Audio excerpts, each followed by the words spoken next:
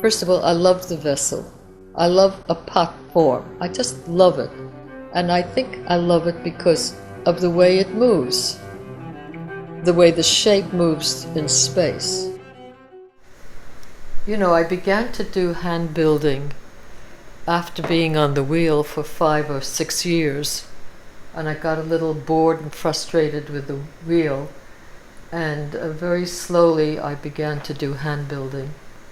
So that eventually, in between doing larger hand-built things, when I would finish a larger pot or so, I would start making these little miniatures. And then I became quite obsessed with that, because I discovered that it almost took as much time to do a miniature as it was to do a large pot. And that was because the miniature in that small shape had to embody the essence of the shape. What I tried for in this pot was, I've always been struck by the power in a bud. You know, in a small space, this tremendous power is contained. So I was aiming for that. I've tried it in other pots and didn't succeed. And I'm fairly pleased with this one, because to some extent I feel it has the sense of having, you know, some very dense life in it. So I was pleased, and I was also pleased with the glaze, because I tried a new combination of rutile over tomoku, the golden over the brown. I'm surprised. Can you see it? It's a kind of golden greenish color. When I had that little show in the office that Jane invited me to have, I had a few thrown pieces. At the end of that, I said to the one man that taught the teenagers and whose work we both love, I said, "Steve, where do I go from here?" And he said, "Well, I guess you just begin to simplify and simplify." I didn't know what he meant, and I couldn't figure out then how that applied to me. I just continued to work, and slowly I realized, with all this body of work here, that that's what I did. I simplified.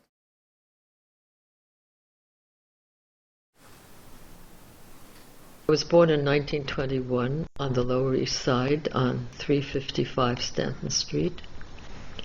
Parents were born in Russia. They spoke very little English at home. My father a little more than my mother. Very broken English, occasional words. Our first language was Yiddish, and we learned English on the streets playing, and then of course when we went to school. Many in the neighborhood would sleep outside or on the roofs, and since we were on the ground floor, the main bottom floor, we would come outside with newspapers and put them down in front of the grocery store and the butcher store and the other stores. So what did you see on the streets mostly? Mostly wagons, horse wagons, and they, you know, in the summertime they would come through the neighborhood selling fresh vegetables and fruit. There were 6 of us, 5 girls and 1 boy, and then the youngest, Jenny, died when she was about 8 months old of pneumonia. We never had a doctor.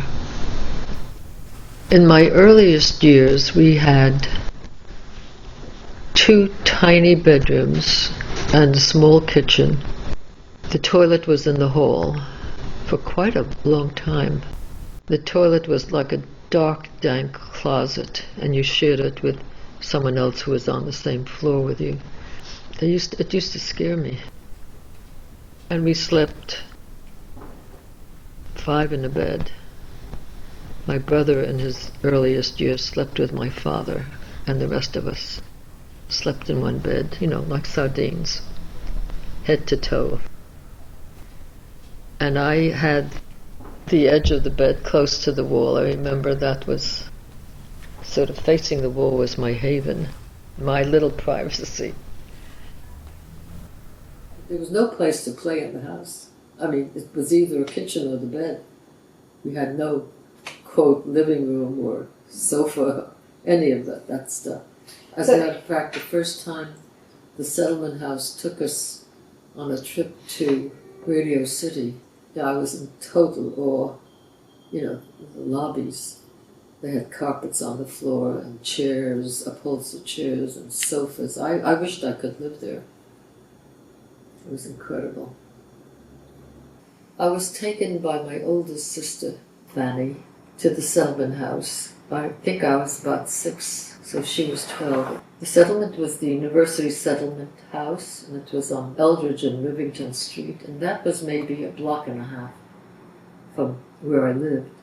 I went there by myself. I remember just throwing my books into the house and running to the settlement house. And they had every marvelous conceivable culture covered. It was my introduction to the dance, which later became a very passionate career for me. So this was called Camp Tayaranda. This is an Indian name.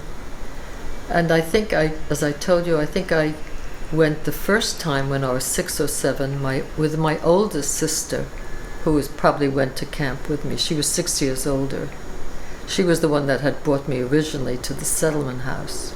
I see this little smile, and we went for 2 weeks each summer. So this is after a swimming session, and I noticed the clothes. I never had clothes that were just mine. So I think the top and bottom were my oldest sister's clothes, which I rolled up, with rubber bands.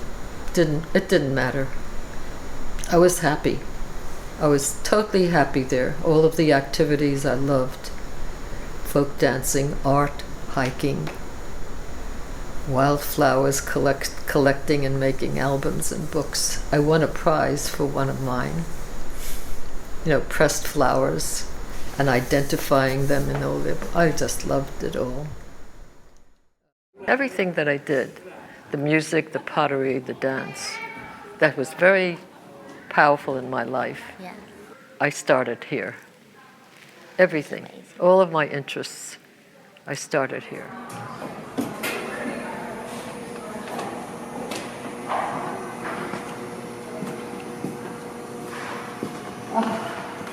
You said you remember all the camp songs. Oh, well, I mean, they just added Tayaranda to songs. That's what they use old folk songs and I just know, change but I was the name. curious When the mountain top is through purple mist is growing, and the woods faint green are showing, when with merry ripple all the brooks are flowing, then must I be on my way.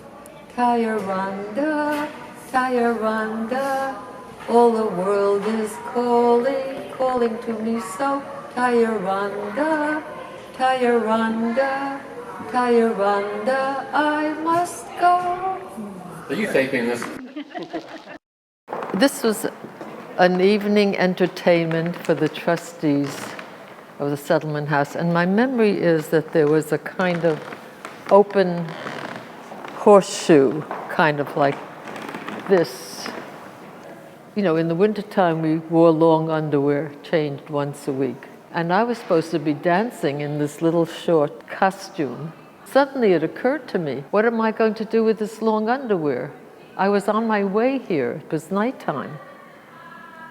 And I was in a total panic. What was I going to do? How was I going to hide the long underwear? And I ran around finally looking for rubber bands to tie to roll up to my thighs and then to roll the underwear on it so that it wouldn't be seen. There were a number of us, and within this little group dance, I had this moment, this little solo of leaping, leaping, leaping across the room. And I heard this common intake of breath, like that. And I realized, I don't know at what point, I was very happy. I loved to leap. And I realized that I was happy because they had noticed me. In a group, they had noticed me, which was very exhilarating to me.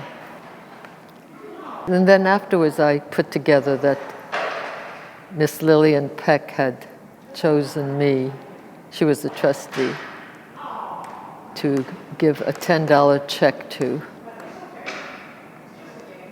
When you consider that my mother's rent was $8 a month. And that was thrilling too, to be chosen. To be chosen was very thrilling within, This didn't happen in my family. I went to work after high school, as we were all expected to help support the family. My two older sisters were already working in factories, and I was expected after high school, and I graduated early at 15, to go to work, and I did. My older sister got me into her factory. You had to be 16, I was 15 and looked 12. But after a while, I couldn't bear it. I wondered how was I going to tell my mother, because I made, I think, $8 a week or something like that. We all gave our mother our money, and we just kept enough for car fare and maybe a sandwich or something like that. How was I going to tell her that I was going to quit my job, and I decided I wanted to go to college? I was terribly scared about that. And I finally got her alone. No one else was in the house. The house was always usually crowded. And I said, "Ma, I'm going to quit my job and I'm going to college." And she said, "Why?" And I said, "Because I have to." That was it. She didn't put up a fight. As a matter of fact, later on, I felt a little badly that she didn't put up a fight. But I had gone to the dean of my high school. I somehow knew that that's what one did, and had my record looked up to see if I could qualify for the free universities that were open. There was Brooklyn College and Hunter at the time. You had to have B+ to A average or something like that. And I made it. And I chose Brooklyn College because it had boys. Good for me. That's where I also met the young man who was an art teacher there, Italian guy. And we became boyfriend, and that had to be quiet too. So 17, I was going to college. I was still living at home, riding the BMT to Bedford Avenue and Avenue H. It was at least an hour's ride on the train. And at 18, I left home. So I again had to tell my mother that I was moving out. It was the same kind of thing. I was scared. They didn't know anything about me or what I was doing or life or dancing. Never. They didn't seem to be interested, or neither my sisters or my parents. When I was 18 years old, I was an assistant counselor at another settlement house camp, the First Street Settlement House camp. And I was assigned to the dance teacher because the head of the camp thought I was kind of graceful, just must have seen or noticed. Anyhow, Judith Martin, at the end of the summer, said to me, "I think I could get you a scholarship at the new dance group. The new dance group was the modern group dance center, dance school and center, formed by a number of people who had danced with Martha Graham. Would you be interested? I was going to Brooklyn College at that point. I said, sure. So she took me down. I was auditioned with lots of other people. Also simple stuff like jumping and leaping and skipping and moving. And I got a scholarship to the new dance group, and that was it. And so I took classes there, and then I went to the Graham studio to take classes with her.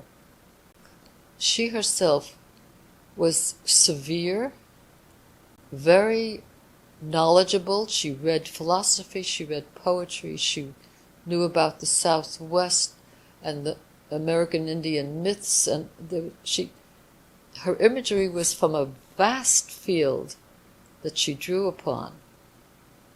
And for intense young people, it was extremely exciting. That became my passion. I studied mostly Graham technique, and that's where I met Anna Sokolow, who was teaching there. The deepest dance experience, performing dance experience for me. I loved her work. It's very lyrical, emotional and moving. She was also born on the Lower East Side. She liked me, I think, for that reason especially, and she used to introduce me as her little sister. Lillian Shapiro was the choreographer for the Yiddish Theater. She was married to a composer who also composed for the Yiddish Theater, and she must have seen me somewhere or other, I don't quite know where. She had been in Martha Graham's earliest company, I think, as Anna Sokolow had too, earliest. And she asked me to be in her company. It was weekend stuff on 2nd Avenue. I said, sure. I mean, we made money. I think I got $35 for the weekend, many performances. A number of performances the 2 days, I think Saturday and Sunday. I was still going to college. And then I got a call from Jean Erdman, who must have seen me in some performance, asking me would I join her company. I said yes. I was with her for about 5 years. So I saw Merce Cunningham perform in Martha's company before I knew he was a friend of sorts of Jean Erdman and Joseph Campbell and John Cage. So he was a lovely dancer, a very fine, beautiful dancer. So when I was in Jean's company, eventually I met and saw these various people who would come around to the studio either to watch rehearsals. They were mostly musicians, John Cage, David Diamond, Mort Feldman, and I think they came essentially through having a connection or wanting a connection with Joseph Campbell, who was Jean Erdman's husband. She had met him at Sarah Lawrence. He was her professor, and she got him. He was handsome and brilliant and absolutely charming. John Cage especially composed a number of pieces for Jean Erdman. The early pieces were very, quote, accessible, slightly oriental sounding. I know that a small group of us, Jean, I, and another person, went on tour with her and a pianist across the country, which was so rare and unheard of in those days. No one could afford to do that. We danced in universities and small towns. One of John Cage's pieces, I had a tremendous amount of trouble counting. Practically every phrase had a different rhythm.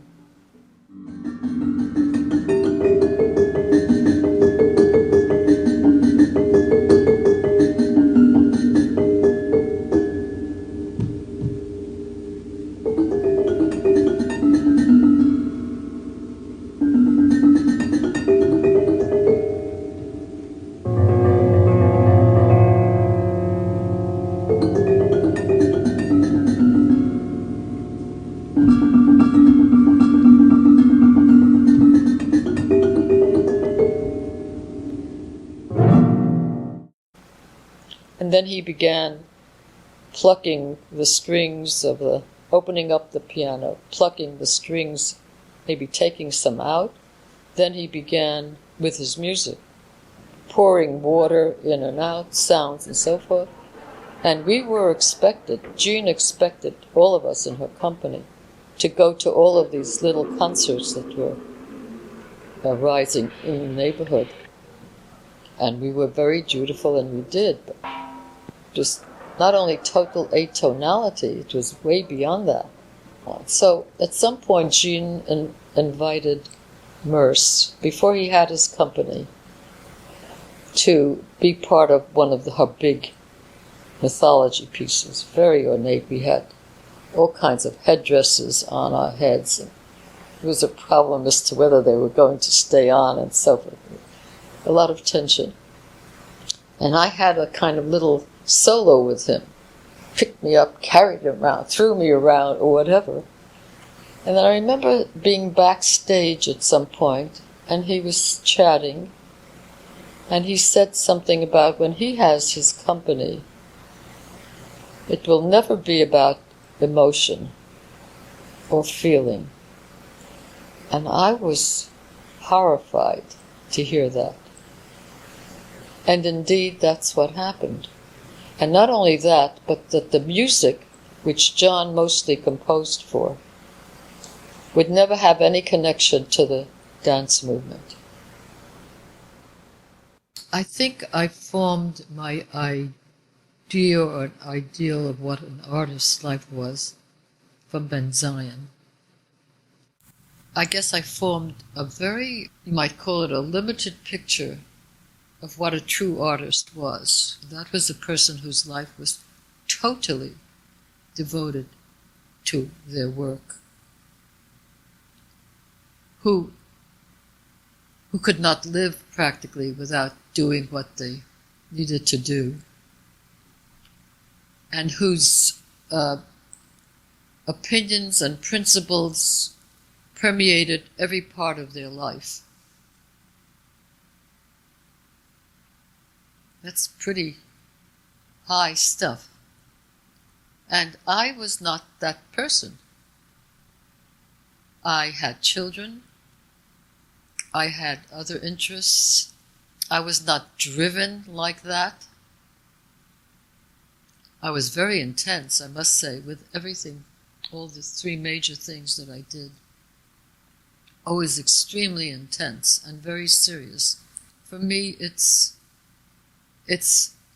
beyond, I can't even think in terms of fun. It's almost like life or death. I must do this. I need to, I want to, I need to.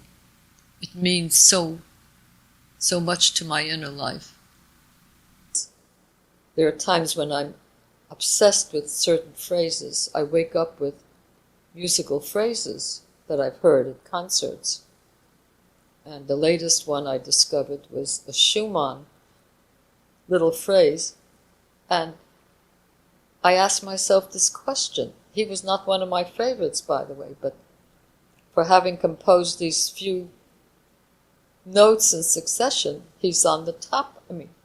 So what makes it so heartbreaking? It's sort of reaching for something that I can't describe, but it might include beauty with a capital B, something that surmounts everything, all the chaos. When I first had my work photographed for the first time, when I first isolated the first ones, I chose, which ones, put them on that table, I was flabbergasted. The isolating of it and that intense kind of focus on one piece. But what I was struck by, this dignified, silent form. That was very emotional to me. I've never forgotten it. It was this pot. I saw it as though for the first time. I mean, it spoke to me in a certain way. So brave. But lonely too.